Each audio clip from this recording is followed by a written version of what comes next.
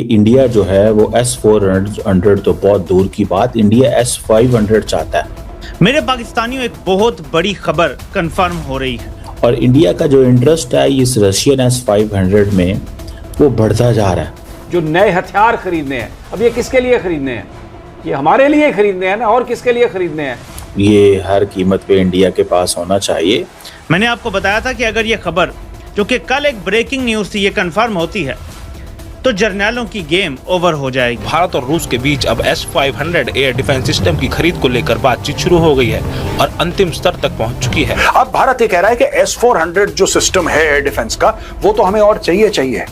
लेकिन भाई S-500 के बारे में तुम्हारा क्या ख्याल है? रशिया बोलता ख्याल हमारे बहुत अच्छे हैं, बताओ हम आपकी मदद कैसे कर सकते हैं।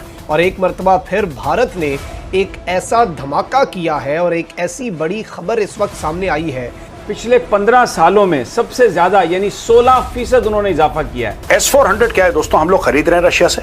S-400 की बात कर रहा हूं, जो पुराना सिस्टम है जो भारत ने ऑपरेशन सिंदूर में इस्तेमाल करा था, वो हम रशिया से पूरा का पूरा इंपोर्ट कर रहे हैं। लेकिन S-500 जो उससे कहीं ज्यादा एडवांस्ड है, रशिया कह रहा है काम करते हैं, इसको भारत में बनाते हैं, जिसने इस पूरे रीजन के अंदर जो पावर इक्विलिब्रियम है, जो ताकत का तवाजुन है, उसे एक मर्तबा फिर से बिगाड़ दिया है। हेलो हाय नमस्कार दोस्तों, स्वागत है आपका इंडो पाक लाइव खबर में। हम यहाँ कवर करते हैं दोनों देशों की जियोपॉलिटिकल, विदेश नीति, विकास, सुरक्षा और मीडिया के ताजा रिएक्शंस, ताकि आपको मिले कि वीडियो में पूरी और संतुलित तस्वीर। आज की रिपोर्ट में हम बात करेंगे उन मुद्दों की जिन्हें जानना आपके लिए जरूरी है, चाहे वो कूटनीति हो, सुरक्षा हो या फिर जमीनी हकीकत। तो चलिए शुरू करते हैं इंडो पाक लाइव खबर का आज का विस्तृत एपिसोड। और इंडिया का जो इंटरेस्ट है इस रशियन S-500 में वो बढ़ता जा रहा है, ठीक है ना जी।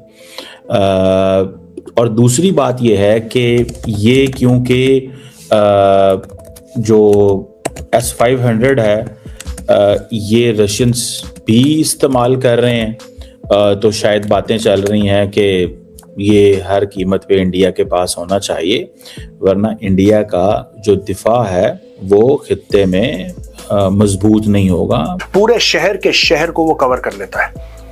आपने S-500 की बैटरीज लगाई, दिल्ली के आसपास लगाई, दिल्ली सेफ है, कोई नहीं घुस सकता दिल्ली के अंदर, दिल्ली एकदम सेफ है, ये खासियत है। तो S-400 air space over regions and sectors, कुछ इलाके हैं जिसका एयर स्पेस कवर कर लेता है S-400, लेकिन S-500 पूरे शहर के शहर कवर कर लेता है।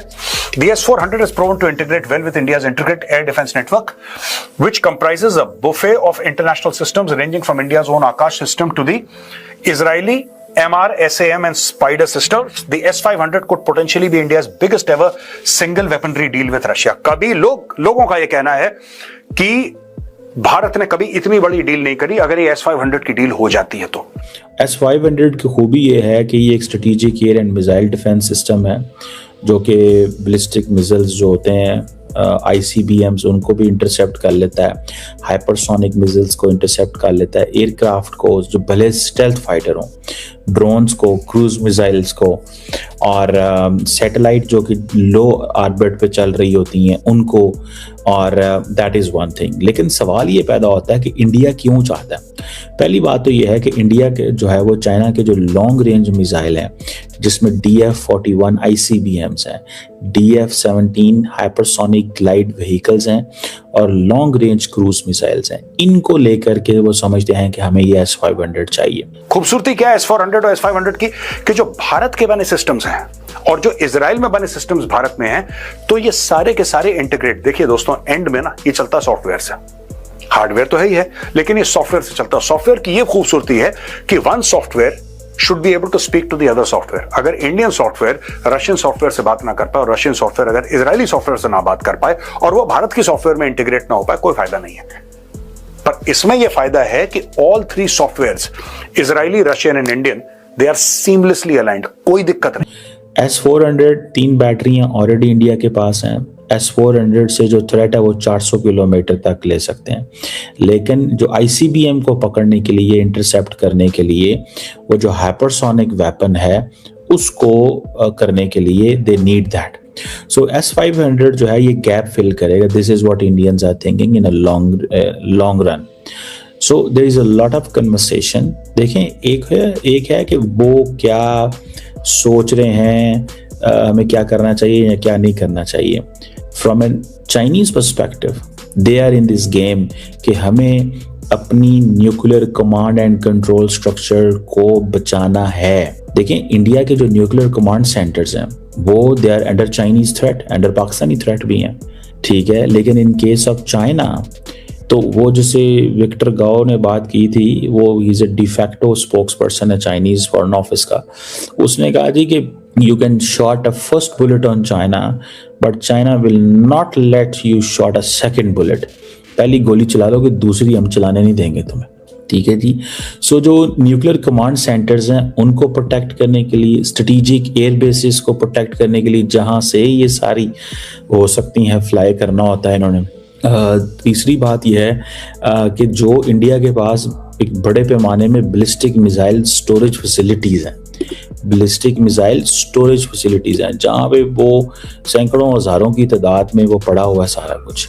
तो वो समझते हैं कि ये high value political and military infrastructure को अगर बचाना है चाइना से, तो हमें S-500 चाहिए ही चाहिए। सो पहली बात कि वो इंटरसेप्ट करना चाहते हैं हाइपरसोनिक मिसाइल्स को, ICBMs को, 600 किलोमीटर तक दूर जो थ्रेट है वो करना चाहते हैं। तो that is something which is there, ठीक है जी। और that is something which is there. तो दूसरी बात ये भी है कि जो स्ट्रेटेजिक, जैसे मैंने बताया आपको, अब इंडिया ने जो है वो बड़े पैमाने पे अपने वो जिसे कहते हैं ना अपनी मिसाइल डेवलपमेंट की है, ठीक है। अब इंडिया ये भी समझता है कि पाकिस्तान के पास कुछ ऐसे मिसाइल्स हैं जो इंडिया को काफ़ी नुकसान पहुंचा सकते हैं, जिसमें अबाबील MIRV कैपेबल मिसाइल है, बाबर 3 क्रूज मिसाइल है, फतेह 2 लॉन्ग रेंज, जो कि पाकिस्तान ने कहा है कि अब हम यूज़ करेंगे। वैसे पाकिस्तान ने फतेह 1 और फतेह 2 यूज़ किए थे अगेंस्ट इंडिया ड्यूरिंग दिस, लेकिन मुझे ऐसे लगता है कि पाकिस्तान जो है वो अब लॉन्ग रेंज मिसाइल इंडिया के ऊपर मारेगा। देखें, इंडिया को ये एडवांटेज है कि पाकिस्तान की क्योंकि विड्थ इतनी ज़्यादा नहीं है, तो इंडिया के लिए तो पाकिस्तान की क्योंकि लेंथ ज़्यादा है, तो एक जितने टारगेट है starting from Karachi to Gilgit, almost हमारी लेंथ एक जितनी है, थोड़ी सी बलूचिस्तान में ज़्यादा है, ठीक है। तो वो विड्थ बलूचिस्तान में ज़्यादा है, बाकी तो सारे मुल्क की ऑलमोस्ट एक जितनी लेंथ है, ठीक है।